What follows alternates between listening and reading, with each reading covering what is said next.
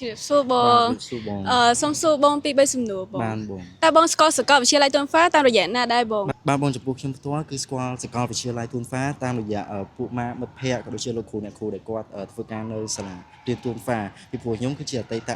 សិស្សសាលាទូនហ្វាពួកខ្ញុំរៀននៅនឹងតាំងពីទូចមកម្ល៉េះអញ្ចឹងហើយដោយសារតែភាពល្បីល្បាញរបស់សាលាក៏ដូចជាភាពរីកចម្រើនរបស់សាលាគឺបានពង្រឹងវិស័យអប់រំខ្លាំងមែនទែនហើយខ្ញុំពិតជាសប្បាយចិត្តខ្លាំងមែនទែនព្រោះថាឃើញសាលាបានវិវត្តទៅដល់សាកលវិទ្យាល័យទូនហ្វាហ្នឹងបាទ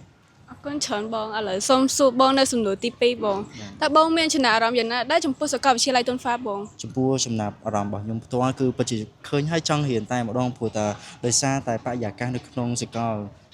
ពិតជាល្អខ្លាំងមែនទែនគឺទាំងការសំណង់អីគឺដូចចិនតែម្ដងហើយមិនត្រឹមតែប៉ុណ្្នឹងសាលាមានកម្មវិធីច្រើនមិនត្រឹមតែឲ្យសិស្សចេះទៅសេចេះនិយាយថែមទាំងមានដូចជាការនិយាយជាសាធារណៈក៏ដូចជាសូត្រកំណាព្យចិនឬមួយក៏ការបរៀនរាំរបាំតាក់ទងជាមួយនឹង culture របស់ចិនផងដែរអញ្ចឹងពិតជាល្អមែនទែនចំពោះសាកលវិទ្យាល័យទូនហ្វា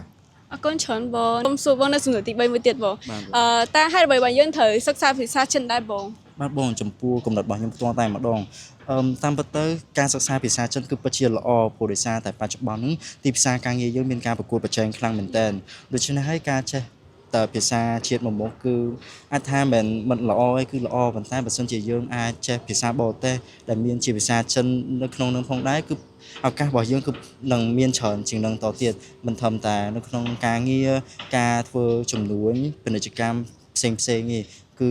យើងអាចស្វែងរកឱកាសការងារច្រើនសម្រាប់ខ្លួនឯងនៅថ្ងៃខាងមុខបានអរគុណច្រើនបង